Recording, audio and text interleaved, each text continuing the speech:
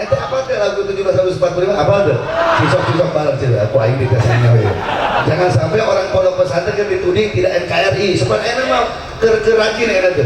Itu santri tidak NKRI. Waduh. Kiai tidak NKRI. Peda orang tuh pakai batik disebut tidak NKRI. Peda orang tuh pakai pakaian budaya, oh tidak NKRI.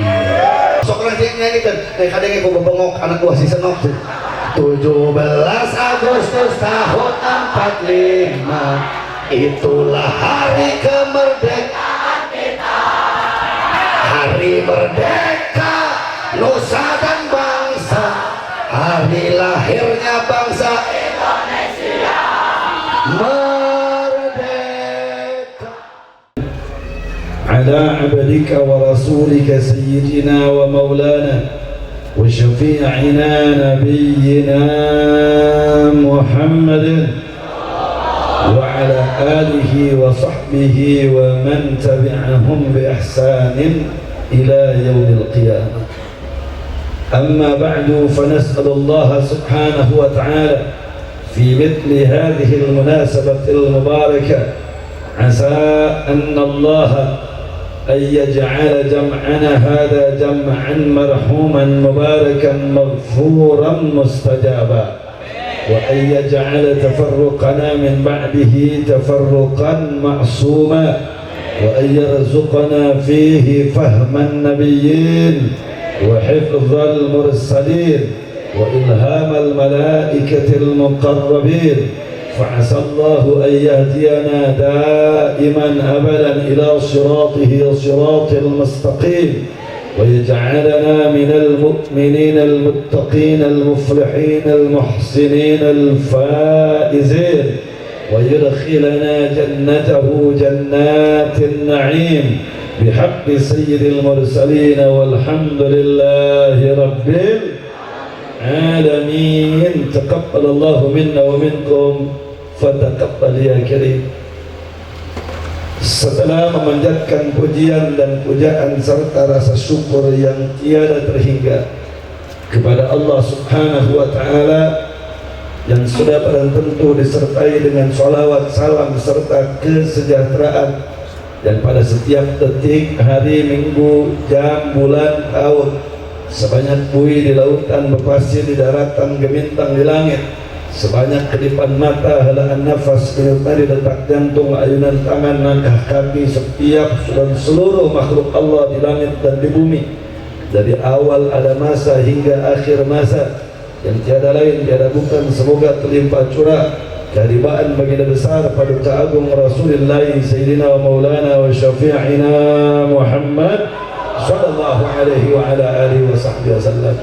Selanjutnya, dari ketulusan kalbu, kecernihan hati, penuh kecintaan, kebanggaan, saya sampaikan ta'zim, takrim, ikram, ihtiram yang disertai dengan mahabbah kepada segenap para habaib, kepada segenap para ajman, para kiai, para ulama, para ustaz, para da'i, para mubalik, para mujahid yang telah sama hadir pada kesempatan malam hari ini. Terkhusus kepada mursyid kita, murabbi kita, orang tua kita, guru kita bersama, pimpinan pondok pesantren Mursyidil Falah 2, yakni Al-Mukarram Al-Muhtaram Al-Alim Al-Alama Kiai Haji Asy'ari, dan juga hadir di tengah kita ada sahabat seperjuangan, guru kita dan orang tua kita bersama, yaitu Al-Mukarram Al-Muhtaram Kiai Haji Miftah Fauzi dari Tasikmalaya, dan juga segenap para habaib, para alim dan ulama yang saya tidak sebutkan nama mereka satu persatu, namun sudah barang tentu tidak mengurangi sedikit pun cinta dan hormat kita kepada mereka. Bahkan mari selalu kita doakan semoga segenap para habaib, para alim dan ulama yang dengan tulus ikhlas berjuang sekuat tenaga banting tulang, mencurahkan pikirannya, tenaganya, hartanya, doanya, bahkan sampai mempertaruhkan nyawa untuk menegakkan agama, membela bangsa dan membangun negara. Semoga mereka senantiasa, selalu dan selama-lamanya diberikan kekuatan istiqamah di jalan Allah Subhanahu wa taala, diberikan keunggulan, kejayaan, kemenangan, keberkahan, perlindungan, keselamatan fid din wad dunya wal akhirah. Amin ya rabbal alamin. Begitupun salam penghormatan ini saya sampaikan kepada segenap aparatur pemerintahan, para penegak hukum, sipilnya, TNI-nya dan juga Polri-nya, terkhusus kepada unsur Tripika desa setempat, ketua RT, RW dan kepala desanya, dan teristimewanya hari tengah kita ada Bapak Camat Kecamatan Sukatani yang ikut juga hadir pada kesempatan malam yang penuh dengan berkah ini.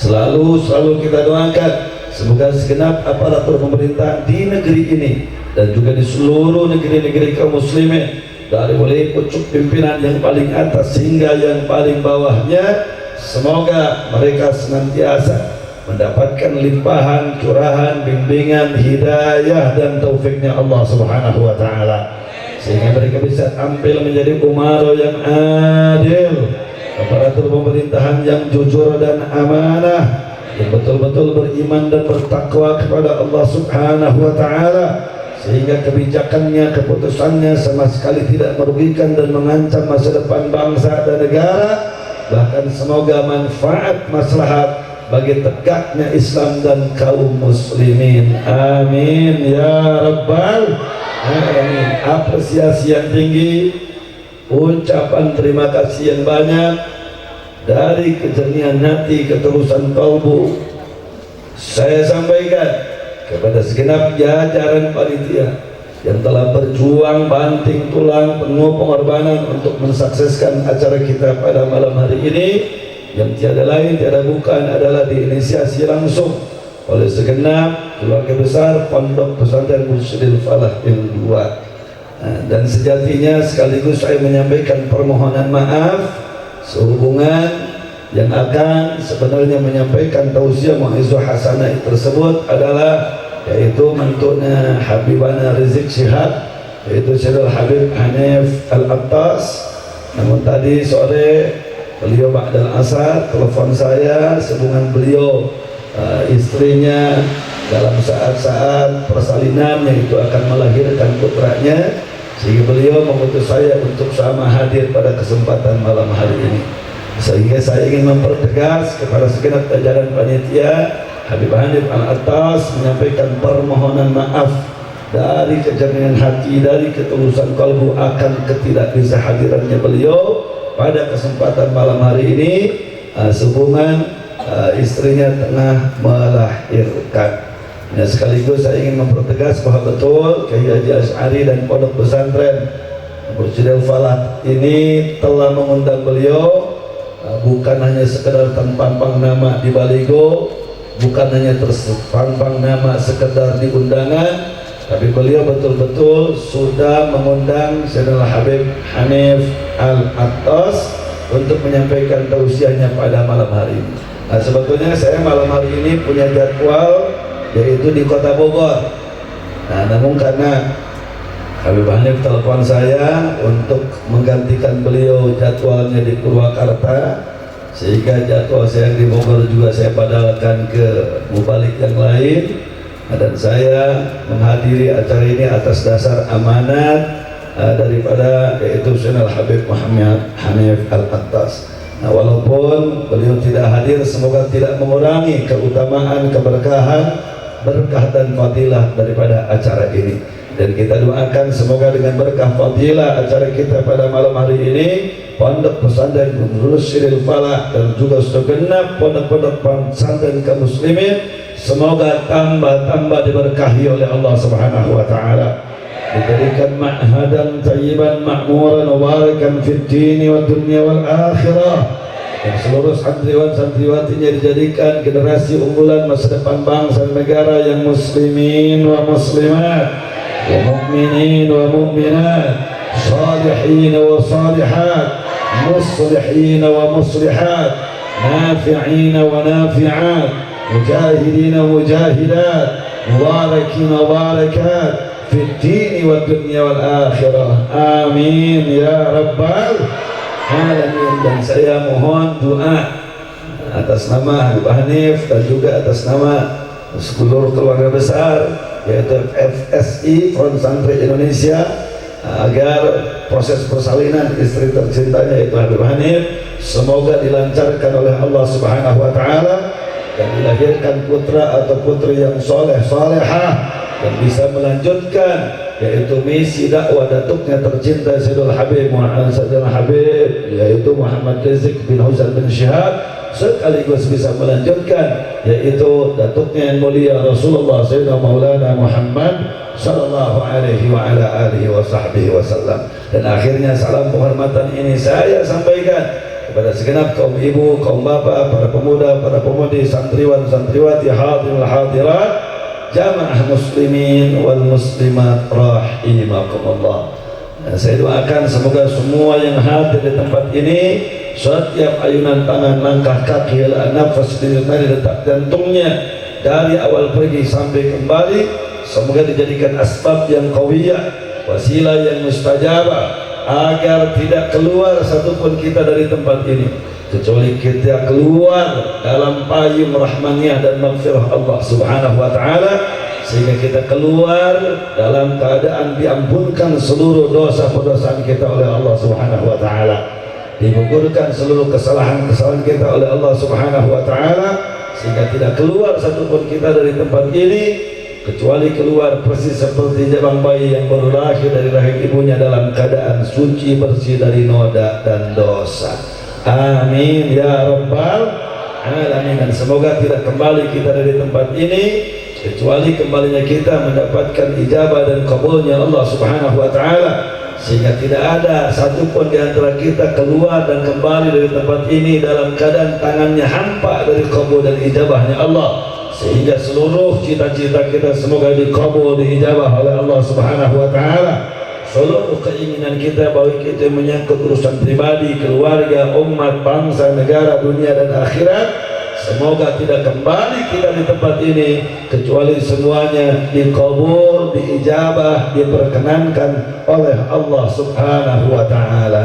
Amin ya rabbal alamin. Allahumma lina zahiran wa batinan fid din wa dunya wal akhirah, dafi'atan likulli sharrin, dafi'atan likulli sharrin, دافعة لكل شر، جالبة لكل خير لنا ولوالدينا ولأحبابنا ولمشايخنا ولأهلنا ولذرياتنا ولمن حضر في هذا المجلس المبارك ولمن اجتمعنا بسببه ها هنا في الدين وفي العافية، وعلى نية أن الله ينور قلوبنا وقوالبنا مع الهدى والتقى والعفاف والغنى والموت على دين الإيمان والإسلام بلا محنة ولا امتحان، بجاه سيد ولد الأعنان، جامعة لكل نية صالحة، وزيادة حبة في شرف الحديث سيدنا ومولانا وشفيعنا محمد صلى الله عليه وعلى آله وصحبه وسلم. نسألك القبول والإجابة بسر وبمعجزة وبأنوار وبركة حق من أنزلت إليه سورة الفاتحة. أعوذ بالله من الشيطان الرجيم.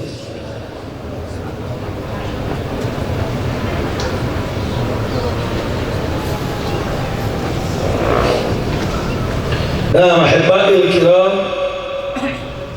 pada kesempatan yang teramat sangat mulia ini, kembali tidak lelah, bosan dan tidak akan pernah berhenti untuk mengingatkan, khusus kepada diri pribadi, wabil umum kepada semua yang hadir. Dan tolong disampaikan amanat ini kepada sanak, famili, kerabat, keluarga, tetangga, saudara-saudara kita, minal muslimina wal muslimat wal mu'minina wal mu'minat.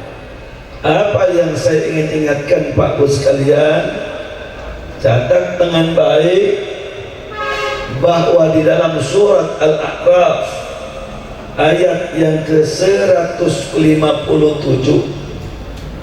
ada 4 perkara yang merupakan kewajiban utama kita kepada kekasih kita tercinta Sayyidul Wujud wasababul a'zam likulli mawjud, tiada lain tiada bukan adalah Habibuna wa Nabiyuna Muhammad sallallahu alaihi wa ala alihi wasallam, yang dimana 4 perkara ini kita lakukan dengan baik, yang dimana 4 perkara ini kita lakukan dengan tulus, dengan ikhlas, sesuai dengan tuntunan Allah dan Rasulnya, Allah menjamin di dalam surat Al-A'raf ayat 157 tersebut, orang yang melakukan 4 perkara ini akan beruntung di dunia, beruntung di akhirat, bahagia di dunia, sejahtera selamat di akhirat, insya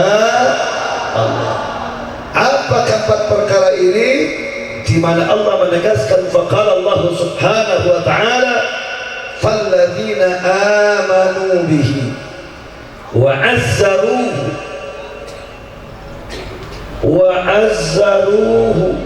falladzina amanu bihi wa azzaruhu wa nasaruhu wattaba'un nura alladhi unzila ma'ahu faulaika humul muflihun. Sadaqallahul azim, wallahu wa rasuluhu a'lam bihaqiqati muradi. Falladzina amanu, maka orang-orang yang beriman bihi kepada Nabi, wa azzaruhu, lantas mengagungkan kita punya Nabi, wa nasaruhu, lantas membela kita punya Nabi, wattaba'u, lantas mereka ittiba, mengikuti dengan penuh tulus ikhlas tanpa bergeser barang satu tapak jengkal tanah pun, an-nur, terhadap cahaya alladzi, yang unzila, diturunkan ma'hu, bersama Nabi, faulaika, maka orang-orang tersebut humul muflihun, adalah orang-orang yang beruntung, bahagia, sejahtera, selamat dunia dan akhirat. Saudara, Imam Al-Qurtubi dalam tafsirnya menegaskan falladzina amanu bihi ay falladzina saddaqu bima jaa bihi Nabiul Mustafa Muhammad sallallahu alaihi wasallam.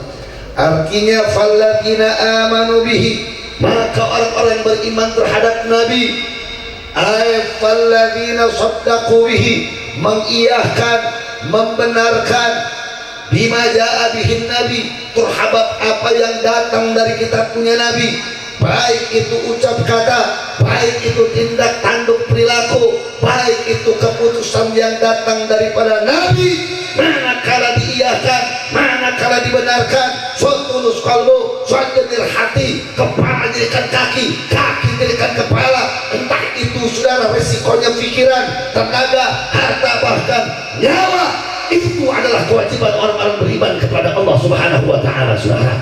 Sehingga dalam ayat ini saudara, Allah menegaskan dan mengamanatkan kepada kita, hai orang-orang mengaku beriman kepada Allah, hai yang mengaku beriman kepada Nabi, manakala kalian mengaku beriman, buktikan iman kalian, buktikan saudara keyakinan kalian apa yang datang dari Nabi, baik itu ucapan, baik itu tindakan, baik itu perilaku, baik itu keputusan saudara, mau masuk akal ataupun tidak masuk akal, mau kecil, mau besar, sepele ataupun ringan, urusan pribadi atau keluarga, manakala datang dari Nabi, yakini itu adalah benar, datang dari Allah Subhanahu wa ta'ala. Betul, betul.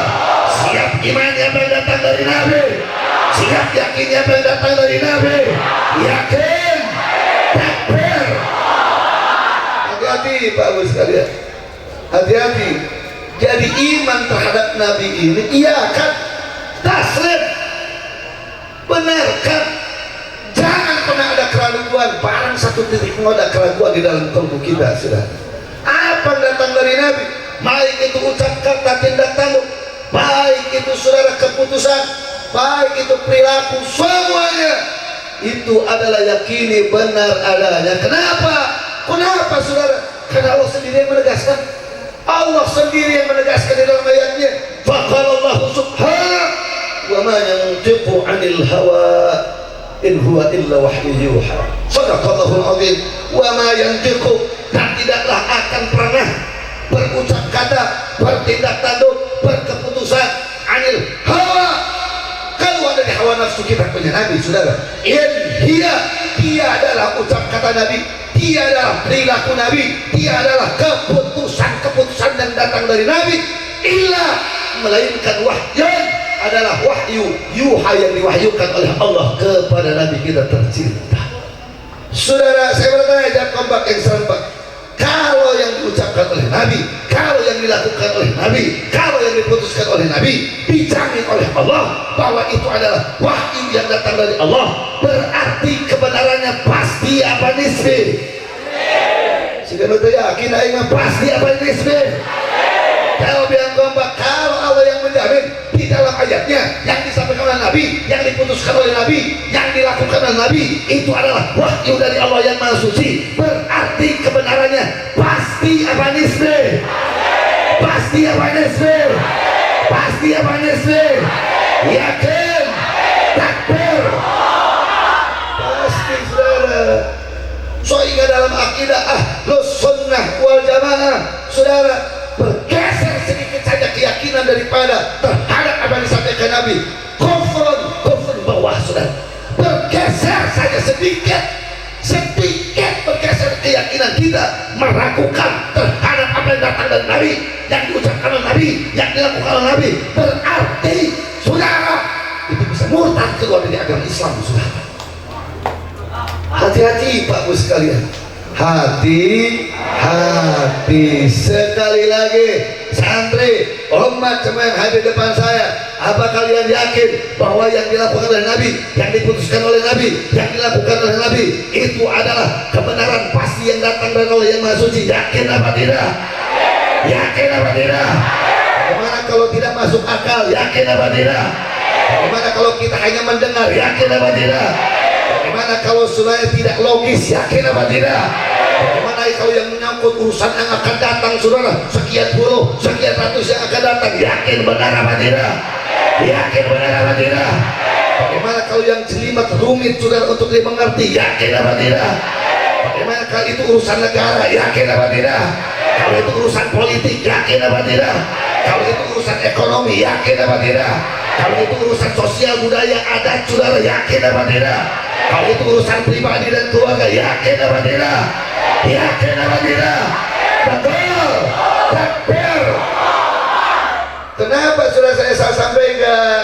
Karena yang diajarkan Nabi, yang diputuskan Nabi, yang disampaikan Nabi, yang dicontohkan oleh Nabi menyangkut seluruh aspek kehidupan, saudara. Sahabat sendiri radhiyallahu taala anhum bersabda, saudara, mereka semuanya bersabda, allamana Rasulullah Muhammad sallallahu alaihi wa ala alihi wasallam kulla syai' hatta al-khara. Subhanallah. Wajib tunduk kepada keputusan Nabi, saudara.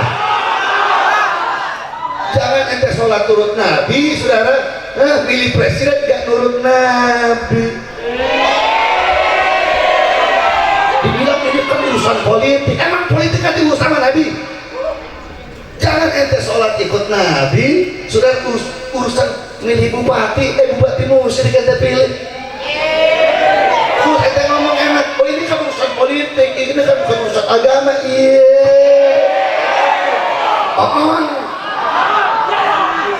Jangan, saudara. Kalau kau merasa beriman kepada Allah, bisa beriman kepada Nabi, saudara, apa yang datang dari Nabi, mau urusan politik, sosial, budaya, ekonomi, pribadi, keluarga, saudara, yakin semuanya harus ittiba kepada Nabi, saudara. Kira-kira jelas apa jelas? Halo, jelas apa jelas? Jelas apa jelas? Sekali lagi jawab kompas, yang datang dari Nabi kebenarannya pasti apa tidak? Pasti apa tidak? Siap ikut Nabi, siap tunduk kepada Nabi, siap tegakkan syariat Nabi. Betul, yakin, takbir. Yang kedua kata Allah, wa'azzaruhu. Di dalam kitab tafsir Al-Qurtubi, wa'azzaruhu ay wa'azzumuhu wa hamuhu, hama yahmi himayatan. Bahwa apa wa'azzaruhu di sini, saudara? Wa'azzamuhu wa hamuhu, mengagungkan Nabi sekaligus menjaga Nabi. Cuman apa bedanya dengan wa nasaruhu? Wa nasaruhu dan membela Nabi lebih kepada ajaran Nabi, saudara. Kalau wa azzaruhu, mengagungkan dan membela Nabi, lebih kepada menyangkut jati diri pribadi Nabi, saudara. Dari mulai beliau hidup dari masa kecil sampai wafat, dari ujung helai rambutnya sampai ujung kakinya, saudara, haram setiap muslim merendahkan dan menganggap kurang apa yang datang dari diri Nabi, saudara. Hati-hati, hati-hati Pak Bu sekalian. Makanya di sini wa azzaruhu, kata Imam Al-Qurtubi, wa azamuhu wa hamuhu. Wa hamuhu di sini artinya menjaga Nabi, menjaga dalam aspek pribadi Nabi. Siapa saja yang menganggap kurang, saudara, bagaimana bentuk hidung Nabi, bagaimana bentuk rambut Nabi, saudara, bagaimana bentuk tangan Nabi, saudara, sekucur tubuh Nabi, masa kecil Nabi, saat Nabi dilahirkan sampai Nabi wafat, ada saja, saudara, orang menganggap satu saja kurang. Al-Imam An-Nawawi dalam kitabnya, saudara, kufrun, berarti dia sudah jatuh ke dalam kekafiran, saudara. Ini bukan kata saya, saudara, ini kata ulama salaf. Satu saja dalam pribadi Nabi dianggap kurang, wayan takis dianggap kurang, dianggap kurang, dianggap aib, dianggap aib, dianggap kekurangan, saudara, berarti dia sudah kafir, saudara. Bahkan di dalam ulama salaf, ya saudara, yajibu qatluhu, wajib untuk dibunuh, saudara. Siapa yang menganggap ada kekurangan dalam kehidupan Nabi, baik itu fisiknya saat beliau lahir sampai beliau wafat, saudara, berarti dia mutlak jatuh ke dalam kekafiran, saudara. Dan kalau ada yang membunuhnya itu, saudara, hak untuk dibunuh, saudara. Kira-kira jelas apa jelas? Jelas apa jelas? Saya bertanya, orang yang merendahkan Nabi banyak apa banyak? Jangan yang ngomong banyak apa banyak? Menganggap ada sisi dari kehidupan Nabi yang kurang, banyak apa tidak? Banyak apa tidak? Hati-hati, hati-hati, ini menyangkut urusan akidah. Hati-hati, ini menyangkut urusan akidah. Jadi kalau kita baca, memang kalau kita ngaku aswaja, berpegang teguh dengan ahlus sunnah wal jamaah, setiap maulid, setiap baca, saudara, kitab-kitab maulid, baik itu Deba, baik itu Simtul Turor, baik itu Syekh Busairi, saudara, baik itu baik itu Syekh Al-Barzanji, saudara, semuanya tidak ada satu redaksional kata, saudara, dari mu'alif kitab maulid kecuali menegaskan, menyatakan bahwa tidak ada yang kurang, semuanya sempurna, bahwa semuanya istimewa yang melekat kepada diri Nabi kita sendiri, saudara. Tidak ada, karena Allah tidak ada yang kurang, tidak ada aib, semuanya sempurna, istimewa.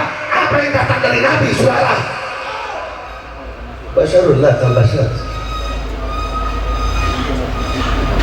Kira-kira jelas apa jelas? Jelas apa jelas? Yang ketiga, baru wa nasoru, baru terhadap ajaran Nabi. Satu saja ajaran Nabi dilecehkan, mesti bela dong. Bela. Ajaran Nabi dilecehkan, bela. Wattabu'un nur alladzi unzila ma'ah, ikuti nur yang diturunkan, unzila mau diturunkan bersama Nabi. Diterangkan dalam kitab tafsir tersebut, ayat Al-Quran awil Islam, yaitu kitab suci Al-Quran dan Islam secara keseluruhan. Kira-kira 4 poin ini apa yang saya sampaikan jelas apa jelas? Halo, jelas apa jelas? Jelas apa jelas? Nah, selanjutnya, ketika sudah jelas 4 perkara ini, saya ingin ingatkan kepada ibu dan bapak sekalian, kenapa nggak kunjung berhenti orang menyakiti Nabi, nggak kunjung berhenti orang mencaci maki, nggak kunjung berhenti orang menghinakan Nabi, saudara. Kenapa nggak kunjung berhenti orang semuanya setiap zaman, setiap periode menyampaikan, saudara, kekurangan-kekurangan yang ditudingkan kepada Nabi kita tercinta. Mau tahu apa mau tahu? Siapa yang kompak mau tahu apa tidak? Mau tahu apa tidak? Baik, hati-hati santri. Saya ingin pertegas bahwa, saudara, kenapa tidak berhenti? Karena ini dendam. Siapa yang dendam, saudara? Al-Yahud wal Nasara. Yahudi dan Nasrani itu banget sekali dendam kepada kita punya Nabi, dendam terhadap Islam, saudara. Kenapa mereka begitu dendam? Ini panjang kalau saya ceritakan, saudara. Tapi singkat ceritanya, kedendaman mereka itu muncul, lahir karena Islam yang dibawa oleh kita punya Nabi sempat menguasai dunia ini dari timur, barat, selatan, utara lebih daripada 9 abad lamanya. Catat dengan baik bahwa di bawah kolam langit ini, saudara, ada 3 kiblat politik, saudara. 1 Romawi, 2 Parsi, dan di tengah-tengahnya ada Islam, saudara. Romawi itu representasinya siapa, saudara? Amerika dengan Barat serta sekutu-sekutu. Parsi siapa, saudara? Soviet, Cina, dunia timur dan sekutu-sekutunya. Dan kita, saudara, di tengah mereka, la yaminan wala shimalan, ummatan wasata, yakni adalah Islam.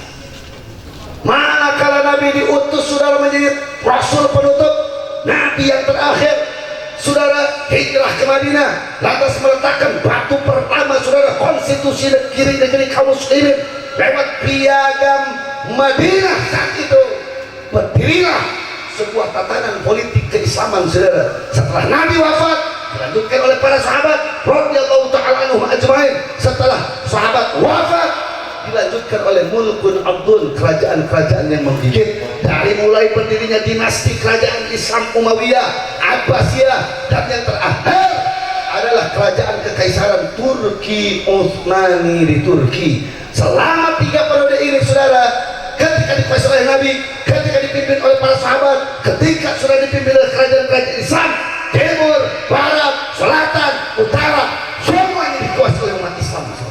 Yahudi tidak berkotek, dunia timur, Cina, kapitalis, sosialis sudah tidak berkotek, semuanya tunduk kepada Islam.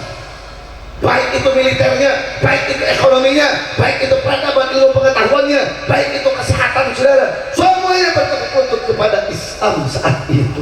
Ini mereka dendam luar biasa. Saya kasih contoh, ilmu peradaban, ilmu pengetahuan. Emang lu pikir yang pertama menemukan angka 0 siapa? Bukan cucungik Amerika, Eropa. Eropa, Amerika dan becus mani kita bisa. Ulama-ulama umat Islam ketika itu sudah bisa menemukan angka 0. Angka 0 itu menemukan ulama umat Islam.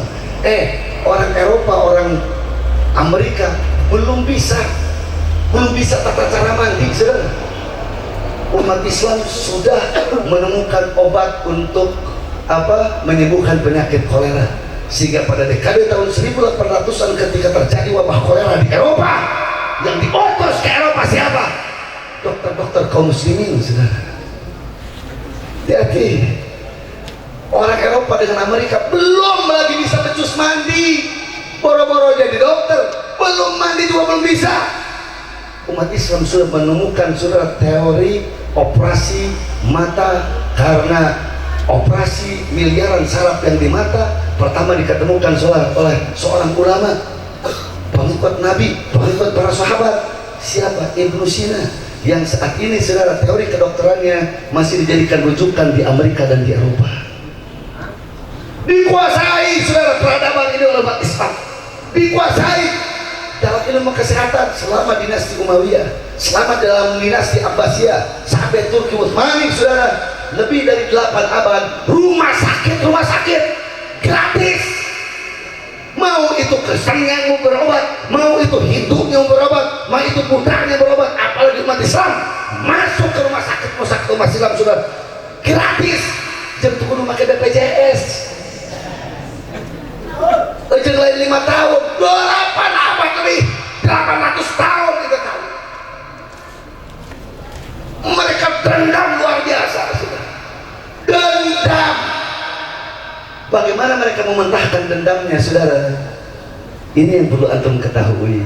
Bagaimana mereka mementahkan dendamnya? Mereka sadar betul umat Islam nggak bisa diajak duel perang, saudara. Nggak bisa.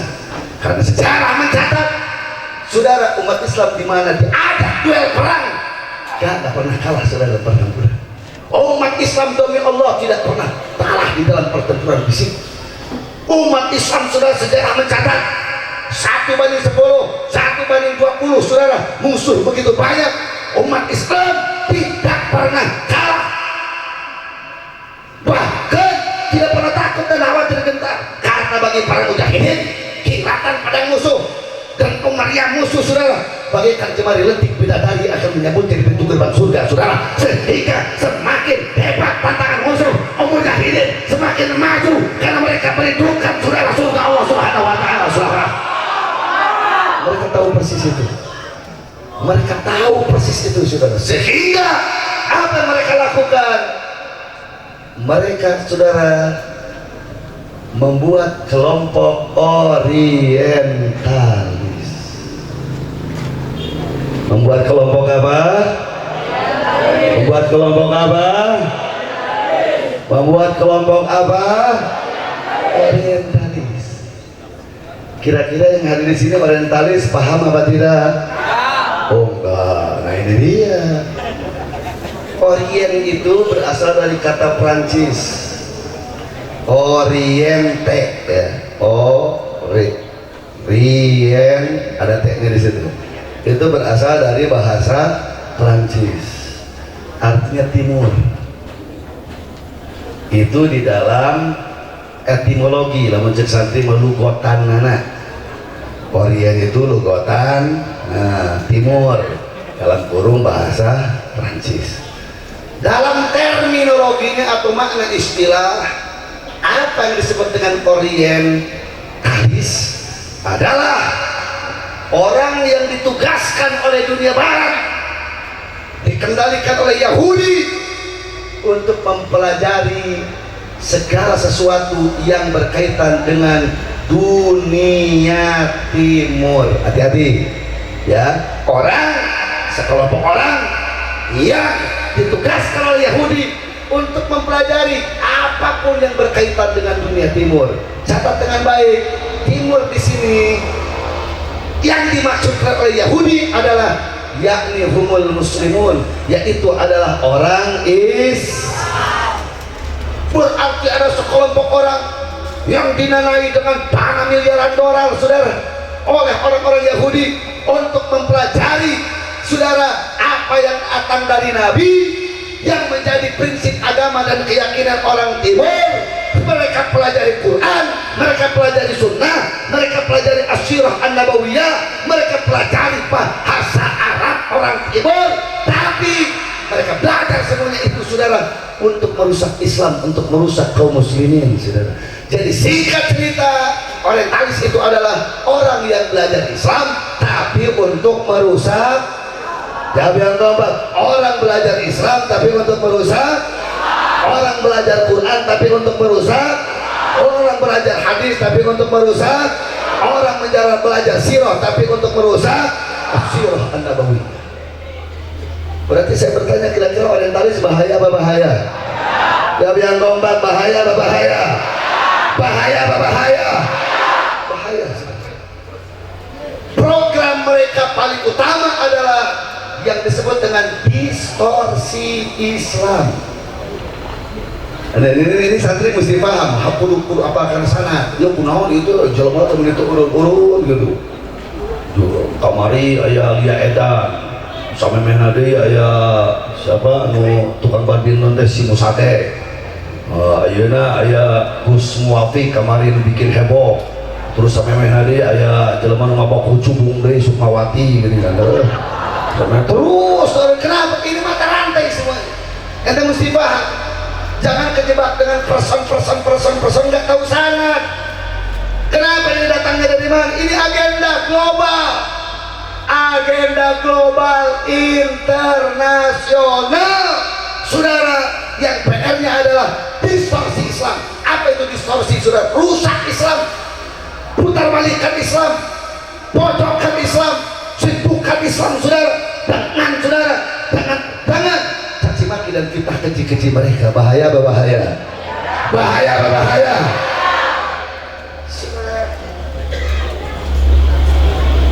Biar lebih paham lagi bagaimana bahayanya kaum orientalis, saya mau kasih contoh. Mau? Halo, mau? Saya nggak bakal bakal kasih contoh di dinasti Daulah Umayyah Abbasiyah yang paling bungsu aja. Kekaisaran Islam, kerajaan Islam yang paling bungsu itu adalah dinasti kekaisaran Islam Turki Utsmani.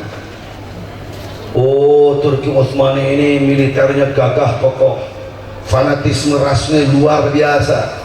Bahkan 7 tahun ke belakang sudah diketemukan di Kesultanan Jogja dan Solo ada peti pusaka. Dibuka di peti pusaka tersebut, saudara, ada bendera yang bertuliskan La ilaha illallah Muhammad ataupun warna putih. Ketika ditelisik itu adalah kiriman dari Turki Utsmani. Mereka kirimkan, saudara, lambaian dan seruan dakwah kepada kerajaan-kerajaan seluruh dunia untuk nyantol, saudara, kepada kekaisaran Turki Utsmani atau kekhilafahan Turki Utsmani. Makanya Yahudi itu paling takut ketika dengar khilafah itu paling takut, paling tahu. Kenapa? Karena 9 abad lebih, saudara, 9 abad lebih timur, barat, selatan, utara dikuasai oleh sistem politik yang disebut dengan khilafah. Paling ngeri, saudara. Jadi kadang ada yang nanti anu terus saya bisa langsung gitu, anu tertahan bisa langsung muncrat, anu dituang di nabaham. Harus tahu sejarah. Nah, bagaimana mereka menumbangkan Turki Utsmani, saudara? Mereka nggak kirimkan tentara untuk menggempur Turki. Mereka nggak kirimkan, saudara, pasukan untuk gempur Turki. Kenapa? Karena mereka tahu, oh, Turki diajak duel, cari mati mereka, saudara. Cari mati ngajak duel sama Turki. Pasukannya kokoh, strategi militernya hebat, saudara. Sekali ngajak perang, dihabisi, saudara. Bagaimana cara merontokkan, saudara, Turki Utsmani? Dimasukkanlah orientalis yang bernama Kemal Atatürk. Siapa? Kemal Atatürk. Si Kemal ini, saudara, bentukan. Si Kemal ini dibina, saudara. Hafal Quran 30 juz, hafal ribuan hadis, hafal, saudara, As-Sirah An-Nabawiyah, hafal. Masuk, saudara, ke Turki, mendapatkan legitimasi daripada ulama-ulama Turki. Ketika sudah dapat pengakuan dari ulama-ulama Turki, baru dia keluarkan fatwa-fatwa, saudara. Salah satu fatwa pertamanya apa dia teriak? Hei orang-orang Turki, kalian adalah bangsa yang paling kuat dari seluruh bangsa di atas muka bumi. Kalian adalah ras paling hebat di atas seluruh ras di atas muka bumi. Makanya, hai orang Turki, kata Kemal Atatürk, jangan kalian mau dijajah oleh orang padang pasir, jangan kalian mau dijajah oleh orang Arab. Boleh kalian menjadi muslim, saya juga muslim, tapi kau harus jadi muslim Turki, jangan jadi muslim padang pasir dan Arab. Mulai itu masuk. Jadi kalau sekarang ada yang teriak jangan jadi Islam Arab, jadilah Islam Nusantara, bukan hari ini. Dibahas itu, saudara, dari dulu itu agenda global internasional. Pertama fatwa yang kalau kan selesaikan Atatürk seperti begitu. Hei orang Turki, hei bangsa Turki, kalian bangsa kuat, kalian bangsa kokoh, jangan kalian mau dijajah oleh Arab, jangan kalian mau dijajah oleh orang padang pasir, jadilah muslim Turki, jangan jadi muslim Arab. Akhirnya bahasa Turki adalah bahasa yang lebih hebat, bahasa Turki adalah bahasa yang lebih kokoh, yang kuat, jaga keutuhan Turki. Maka boleh kalian menjadi muslim, dan jadilah muslim Turki, jangan jadi muslim padang pasir. Sehingga, saudara, adzan yang bahasa Arab diganti dengan bahasa Turki. Bacaan sholat 5 waktu yang tadinya bahasa Arab diganti dengan bahasa Turki. Mata kemarin ngomong boku cubung dengan kakara dilantik jadi menteri nggak ngomong doa senang menang pakai bahasa Arab, kudu pakai bahasa Indonesia. Ayah tuh ngomong gitu. Oh, itu jilbab tradisi padang pasir. Oh, itu cadar anak tradisi Arab, bukan ajaran Islam. Itu adalah radikal. Pakaian cingkrang itu adalah radikal. Masya Allah. Sok-sok ngasih fatwa masalah nikob, sok-sok masih fatwa masalah pakaian sunnah, udah begitu tengaji tung-tung nanti apal karena rukun khutbah ternyata jadi khotib itu maca sholawat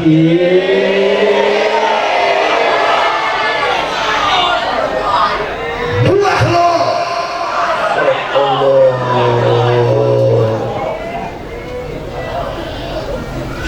Sampai sekarang masjid-masjid kami dimasukin intel polisi, nanti khotibnya tidak boleh ngomong ujaran kebencian. Sekarang udah mau dimasukkan intel-intel itu, mau diintegrasi yang namanya apa, pelajaran PAUD dengan TK, karena radikalisme itu muncul ajarannya sejak dari TK dan PAUD. Astagfirullah.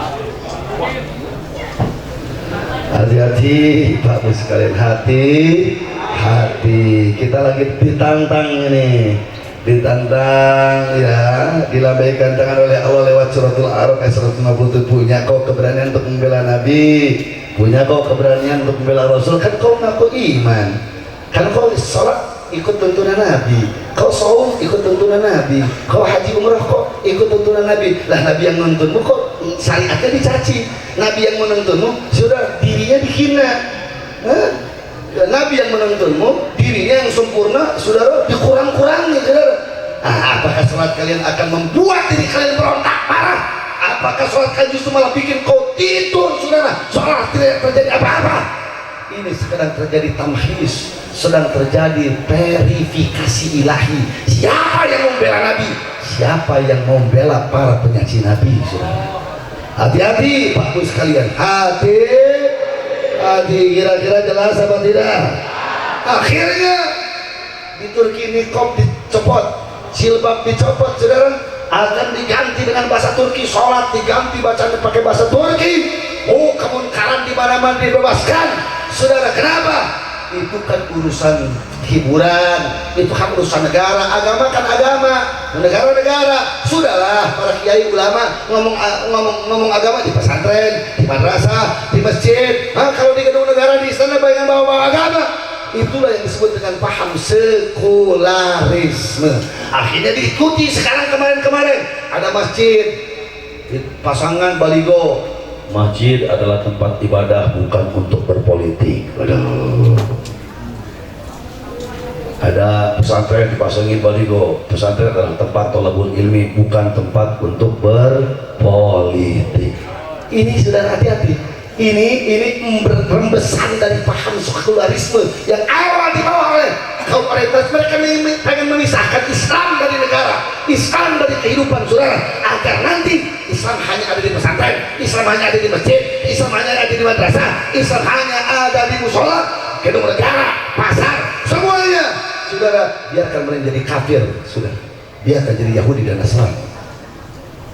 Sekali lagi bahaya, bahaya. Rontoklah Turki saudara dengan paham yang dibawa oleh Kemal Atatürk, orientalis bajingan pengik tersebut saudara.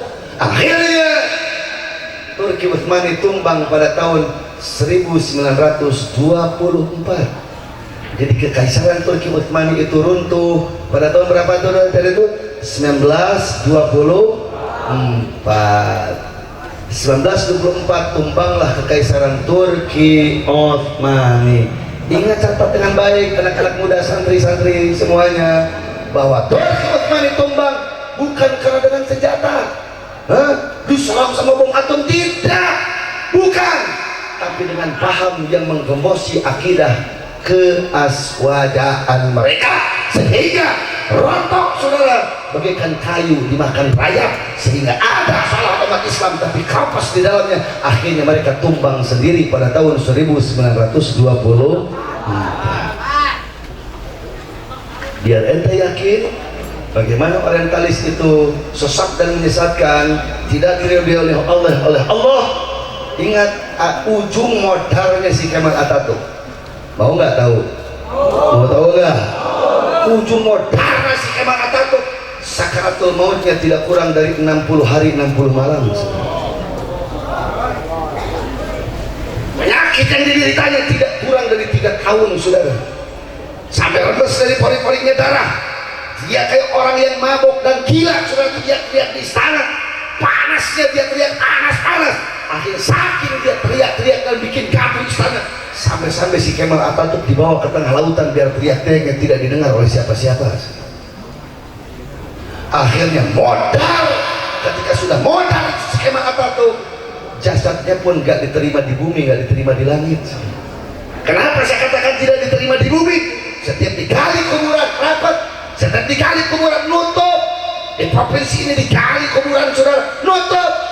Di provinsi itu digali kuburan, nutup. Akhirnya kalau santri-santri sekalian sekarang datang saudara ke Turki, di museum Turki saudara ada kuburannya Kemal Atatürk, bukan di dalam tanah, tapi si Kemal Atatürk modalnya saudara, mayat najisnya saudara dimasukkan ke dalam batu marmer yang besar, jadi diukur sekujur tubuhnya di dalam batu, dimasukkan ke dalam batu, dan batunya saudara diganggang di atas tanah karena tidak diterima di bumi. Saya bertanya, orientalis becat apa becat? Jawab yang kompak, mau ikut Nabi apa orientalis? Jawab yang kompak, Nabi apa orientalis? Nabi apa orientalis? Bagaimana kalau orientalisnya itu sakti, bisa ngapung ngawang-ngawang, bisa napak sancang, bisa nembus bumi, warung sadurung winara, saudara? Ikut Nabi apa orientalis? Bagaimana kalau orang orientalis itu pejabat aparat yang berkuasa, ikut Nabi apa orientalis? Bagaimana kalau orang orientalisnya itu saudara adalah orang-orang berturunan kiai, keturunan darah biru, keturunan abuya? Saya bertanya, ikut Nabi apa orientalis? Nabi apa orientalis? Yakin? Betul? Takbir? Jadi santri mesti divaksin, jangan kena virus wabah orientalis. Ini malamnya lebih divaksin. Balik ya ke pasar rentet, kalau di masyarakat mah kepal tuh dari virus-virus orientalis. Kira-kira ngaji macam begini kira-kira penting apa penting? Penting apa penting? Itu kelas kakap. Bukti sejarah kelas Indonesia. Mau tahu? Mau tahu? Datang Portugis, Inggris, Belanda mau menjajah Indonesia. Oh, orang Indonesia mau dijajah, nggak senjata, saudara. Nggak ada cerita umat Islam tanah kelahirannya mau dijajah, saudara. Lebih baik, saudara, kepala terpenggal berpisah badan daripada tanah kelahiran harus dijajah, saudara. Sehingga jangankan laki-laki, orang Indonesia, bahkan perempuan mesak rentong, ngangkat golok dan pedang melawan penjajah. Betul apa betul? Betul apa betul? Makanya Belanda, Portugis, Inggris kebingungan bagaimana melumpuhkan Indonesia. Kebingungan. Lagi-lagi saudara, karena bingung, belajarlah dari sejarah Turki Utsmani, akhirnya dimasukkanlah Orient. Siapa nih orang yang dimasukkan ke Indonesia? Mau tahu? Mau tahu? Mau tahu apa tidak? Bebengok warana nungaran snokogrenya. Siapa? Siapa? Jawab yang gobak siapa? Lain senok, siapa? Snok. Siapa? Siapa? Anda harus paham. Santri itu harus tahu persis siapa kawan, siapa lawan, siapa musuh, siapa saudara. Jadi kalau besok-besok ada yang ngomong A, siapa antek-antek senok. Nah, mau dibungkus dengan imamah segede kampir, mau dibungkus pakai profesor doktor pimpinan ormas, sorban ngagebai tepikeun ka nyapuan jalan, erek cangota tepikeun ka tuur. Oh, siapa anak buah senong. Mau dia menteri jenderal bintang mulai bintang 5D, bintang 7 sudah mana? Oh, siapa senong. Kalau tahu sejarah, kira-kira penting apa penting? Penting apa penting? Senok kobranya dibina. Apa Quran 30 juz? Apa ribuan hadis? Apa Asyirah Nabawiyah? Ente santri Alfiah bin Malik, si senok apa tilhur kahanat kahanat kalur akal. Hafal Alfiah bin Malik. Kan itu Orient itu timur, orientalis itu orang yang ditugasi sama Yahudi mempelajari budaya orang di timur, termasuk agama orang timur, tapi maksudnya untuk merusak orang timur. Orang timur di sini maksudnya adalah orang is. Mereka hafal si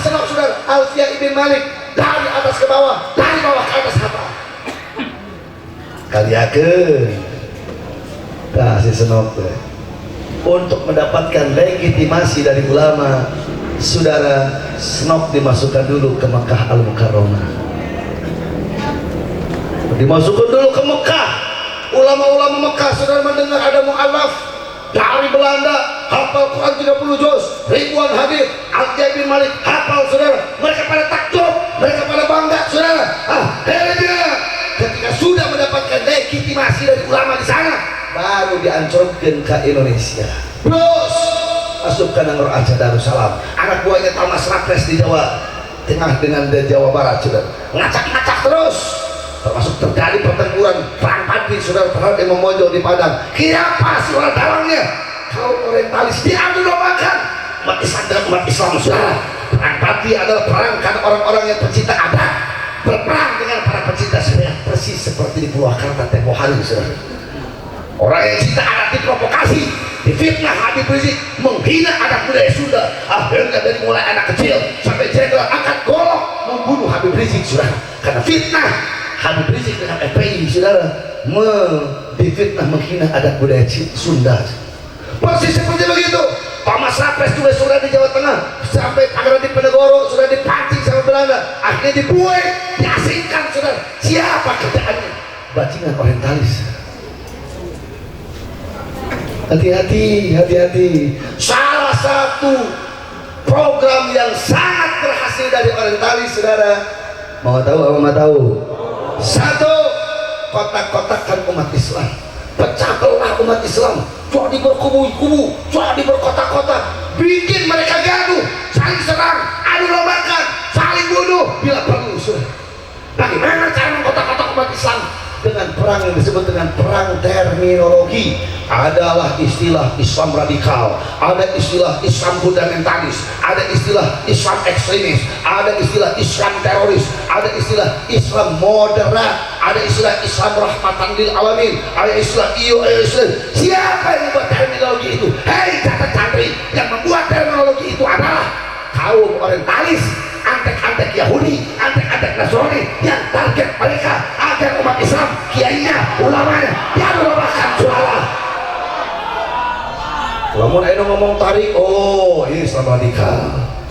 Lamun aya kiai-kiai yang lemah lembut karena bertorikot, oh iya Islam moderat.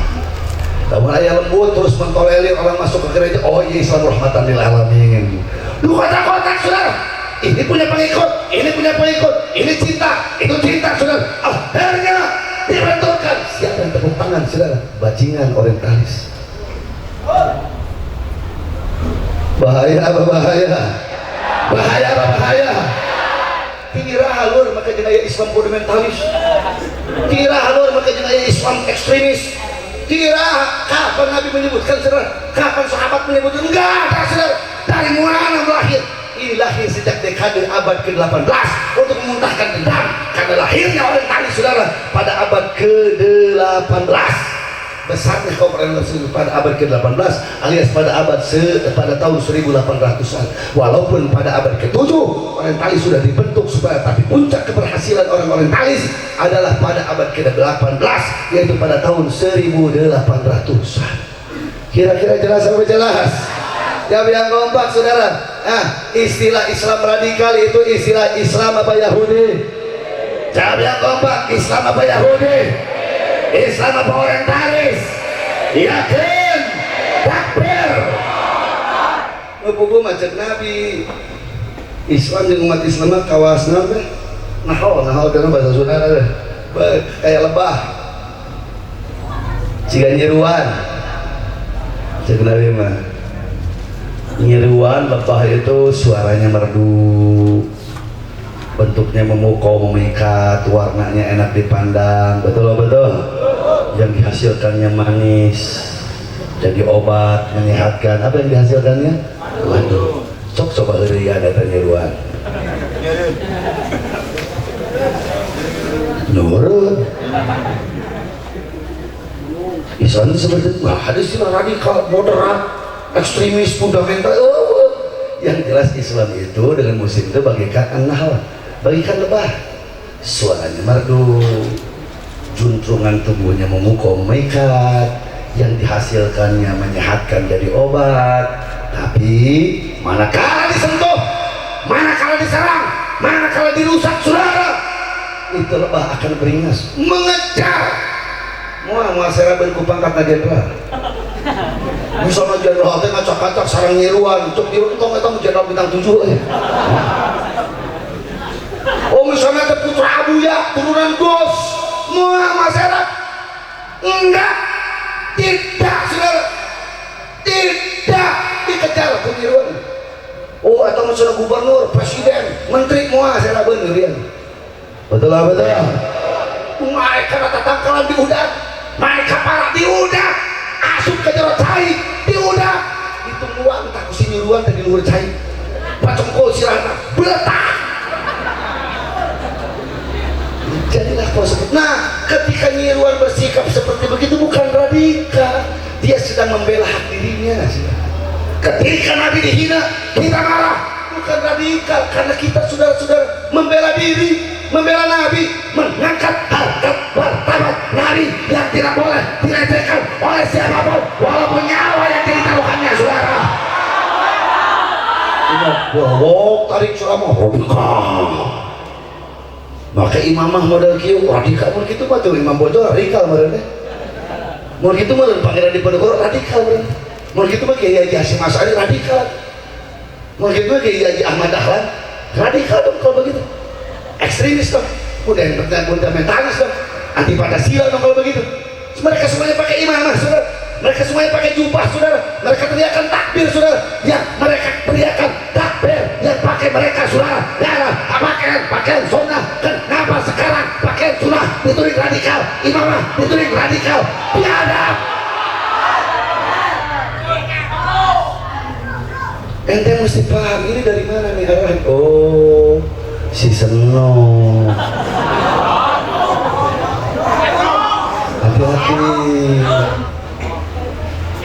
Hati bahaya duit 6 miliaran dolar, pesantren di sana rumah, hayang bangun kobong tepikeun ka 7 tingkat tepikeun ka langit dibikeun asal mau jadi anak buahnya. Asal jadi anak buahnya siapa? Si lain Seno. Kira-kira saudara jelas? Halo, sampaikan jelas gak? Jelas gak? Jadi distorsi Islam yang betul-betul dituding radikal, diputar balikan sampai muncul stigma, saudara, cap, stempel Islam tersebar luas dengan pedang. Waduh, itu kerjaan siapa? Komentaris. Tapi mana di Eropa dengan di Amerika dagangan ini sudah tidak laku. Di Eropa, di Amerika kalau berbicara tentang radikalisme sudah nggak laku. Termasuk kemarin kejadian yang sangat heboh di salah satu perguruan tinggi, saudara, orang Israel datang menyampaikan presentasi tentang radikalisme. Mahasiswanya bubar, kamu dengar? Bahkan mereka orang Kristennya, bahkan mereka orang, saudara, orang Katolik Protestannya, ketika mendengar ditudingkan radikalisme kepada Islam, mereka bubar karena mereka tahu cerdas itu adalah produk orientalis yang memfitnah Islam, saudara, dan itu tidak fair, mencederai ilmu pengetahuan, saudara. Tapi di Indonesia masih kena laku. Aneh apa aneh? Barat, Amerika yang notabene banyak di situ Kristennya, mereka udah nggak mau mendengar radikalisme ditudingkan ke Islam. Yang membelanya Kristen pada demo, bahkan Yahudi sebagian pada demo membela Islam, saudara. Tapi ini kurang, justru malah oknum ajaran kiai yang menjadi, saudara, mulutnya kepanjangan dengan kampanye bahaya radikalisme.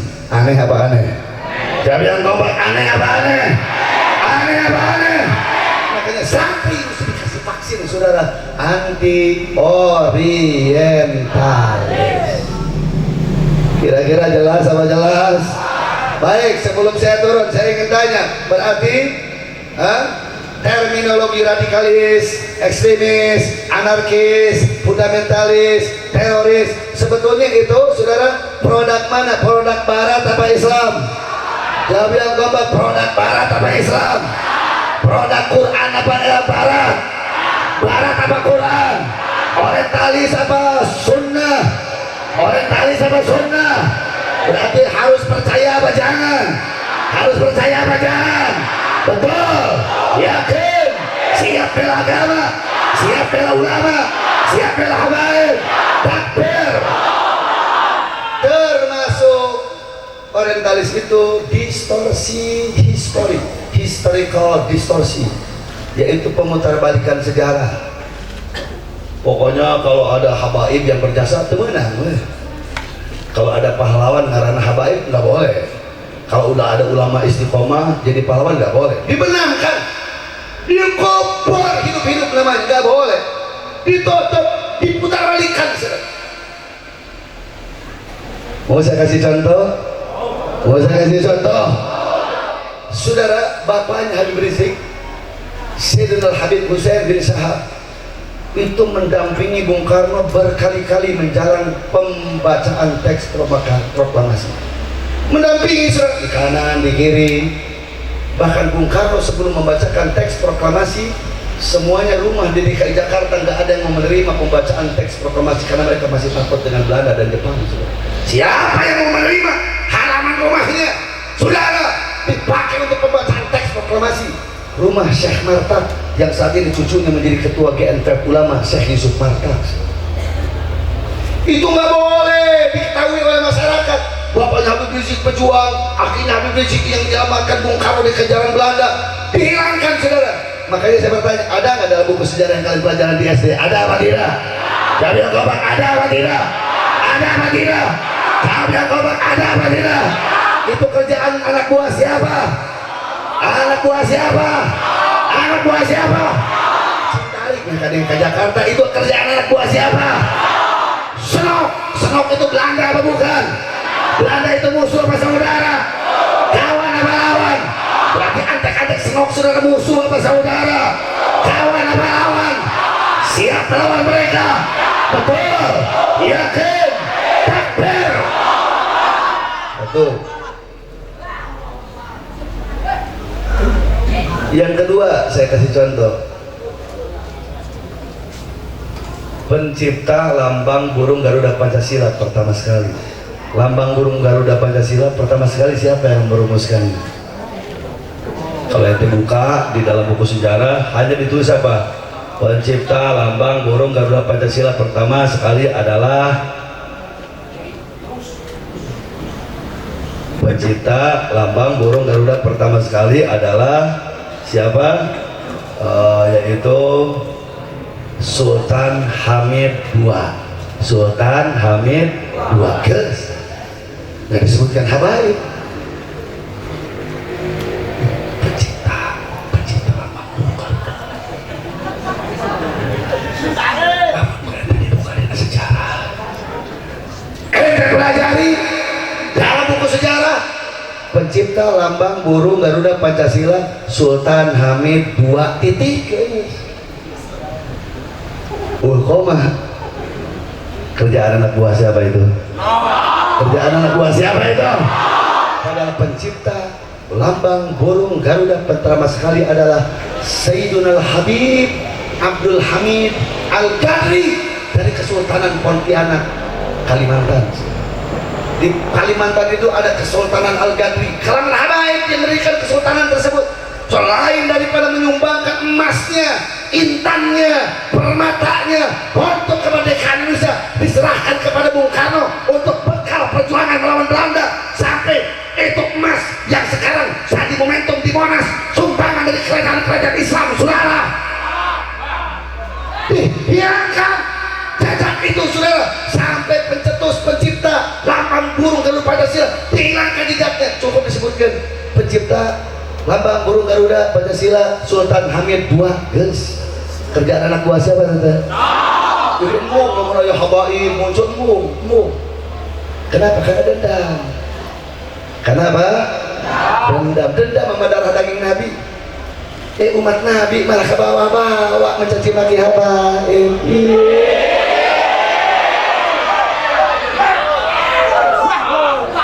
Aneh bin ajaib. Astagfirullahaladzim. Makanya santri mesti mesti divak jangan karena serum virus orientalis. Betul. Pencipta lagu kemerdekaan 17 Agustus 45 hari kemerdekaan kita. Lamun buku dibuka di buku sejarah, saudara, ditulisnya pencipta lagu 17 Agustus 45 hari kemerdekaan kita adalah Haji Muthohar. Titik. Cukup ngomong aja Haji Muthohar geus koplok mah. Itu kerjaan siapa? Jangan kompak jawab kerjaan siapa? Ente tahu? Nah iya, nulis kena vaksin apa sih? Kalau Watson cuma gue kena vaksin bagus, alhamdulillah. Nah tuh, karena ini udah budak orang. Nah, nih dengerin, pencipta itu apa lagu kemerdekaan 45 hari kemerdekaan kita. Siapa itu? Sayyid Muhammad Hussein Al-Muthohar. Al-Muthohar itu fam dari Habaib, bangsa Habaib, kabilah, saudara. Marga dari keturunan Nabi, salah satunya Al-Muthohar. Jadi Sayyidul Habib Muhammad Hussein Al-Muthohar. Dibelokkan ke distorsi sejarah, dibelokkan, diputar balikan. Habib Muhammad Hussein dilegitkan jadi Haji Muthohar. Sebetulnya gila apa gila? Biar santri nggak kenal habaib, biar kiai nggak kenal habaib, biar ulama nggak kenal habaib, biar umat Islam tidak kenal habaib, sehingga saudara mereka teriak-teriak, oh jadilah Islam Nusantara, jangan jadi Islam Arab. Arab itu gahar, Arab itu emosian, Arab itu kasar. Umat Islam Nusantara mah harus lemah lembut. Arab itu kasar, Arab itu adalah tidak lemah lembut. Itu bukan tradisi kita, itu bukan tradisi timur, saudara. Tidak mau ada habaib dan orang-orang Arab yang berjasa untuk negara, saudara. Itu kerjaan siapa? Anak buah siapa?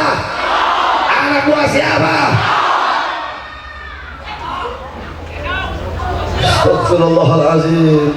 Padahal Bung Karno sendiri, Bung Hatta sendiri paham betul.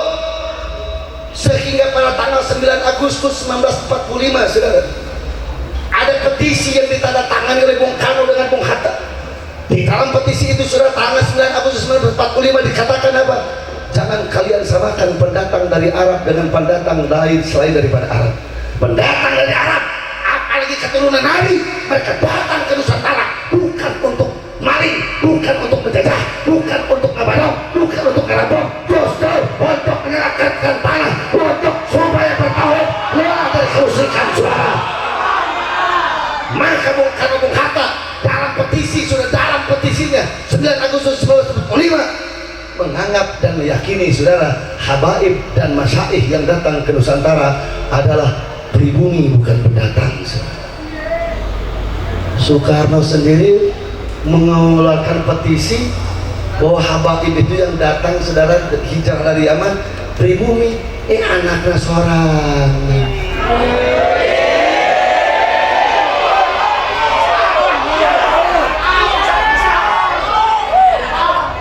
Malah yang menjarakan Habib Rizik.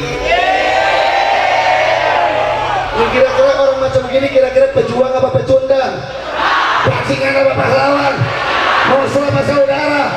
Kawan apa lawan? Antek-antek siapa? Anak buah siapa? Kaki tangan siapa?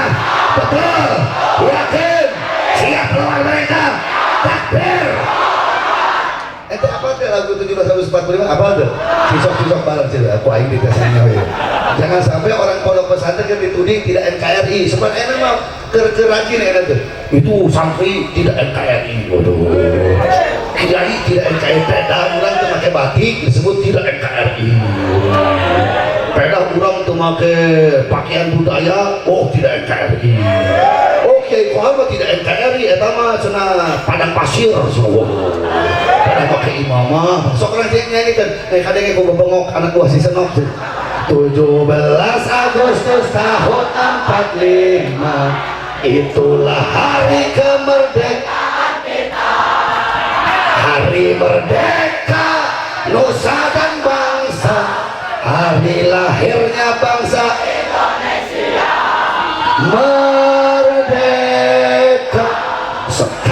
merdeka tetap merdeka selama kita tetap setia, tetap. Oh salah. Ada yang salah. Ulah dibalik. Kita tetap setia, tetap sedia. Nu kaduana. Kita tetap setia mempertahankan Indonesia. Baru anu terakhir kita tetap setia membela negara. Abal. Sing tarik meh kadang ku anak gua si Senop semuanya. 17 Agustus tahun 45 itulah hari kemerdekaan kita. Hari merdeka nusa dan bangsa, hari lahirnya bangsa Indonesia. Kelak. Ini segala satu. Dengar kelak. Itu segala satu kabeh ayo lah. Siapa nyanyi lagu-lagu pahlawan, ulah cigaleungeun di Borogot. Imam merdeka, angkat leungeun situ. Merdeka, sekali kalau tekan tidak bahasa. Turun mau, kira aku mau merdeka. Gara-gara di siapa? Lepai lo. 17 Agustus tahun 45 itulah hari kemerdekaan Indonesia. Merdeka, sekali merdeka tetap merdeka selama hayat masih dikandung matahari. Kita tetap setia mempertahankan Indonesia. Kita tetap setia membela negara. Dari qasidah ini dengerin, dari qasidah ini habaib berarti dari dulu sampai sekarang mengajarkan kita untuk setia kepada merah putih apa khianat. Tinggal lagu tadi, kita tetap setia mempertahankan Indonesia, tetap setia membela negara kita. Berarti habaib tibahulah tepikeun kaeuna tingukuk tepikeun kamu kui mengajarkan kita umat Islam suruh khianat kepada merah putih apa setia? Setia apa khianat? Setia kepada Pancasila apa khianat? Kok sekarang Habib Rizik dituding radikal?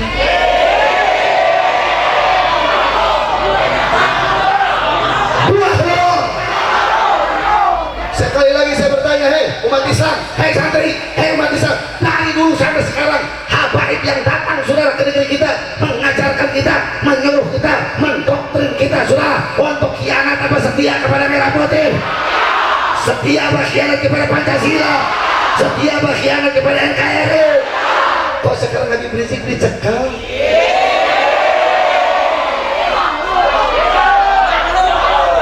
Ini bahaya, lamun tak apa sejarah bahaya. Makanya harus tahu sejarah. Jelas? Semuanya paham? Baik, itu yang bisa saya sampaikan. Sekarang sudah jam 11:30, jangan dulu bubar. Nanti guru kita dan orang tua kita bersama nanti menyampaikan tausiah, mau'izah hasanah yang lebih luar biasanya lagi dari Kiai Haji Miftah Fauzi, insya Allah. Dan saya mohon izin Kiai, saya tidak bisa lama-lama di sini, turun langsung jalan. Sebelumnya memang ada jadwal di tempat lain. Terima kasih atas segala perhatiannya. Mohon maaf segala kesalahan. Sebelum saya turun dari panggung ini, kewajiban kita dalam surat Al-A'raf ayat 157 terhadap Nabi tadi itu ada berapa? Lalu kamu ada berapa? Satu, imani apapun yang datang dari Nabi, betul? Agungkan dan bela pribadi Nabi, betul? Agungkan dan bela ajaran Nabi, betul? Dan keempat, ikuti cahaya Al-Quran yang dibawa bersama Nabi. Setuju? Selama kita melakukan empat ini dengan tulus, ikhlas, rapatkan persatuan kesatuan, maka kita akan termasuk golongan al-muflihun. Dan sebagai pelajaran yang paling berharga, hati-hati dengan paham kaum orientalis. Bagaimana tidak, saudara? NU itu jasanya besar, Muhammadiyah itu jasanya besar, saudara. Siapa yang tidak kenal dengan NU? Berjuta pesantren didirikan, saudara. Betul? Bahkan saudara, tidak akan terjadi 22 Oktober sekarang menjadi hari santi kalau Kiai Hasyim Asy'ari Hadratus Syekh sudah mengeluarkan resolusi jihad.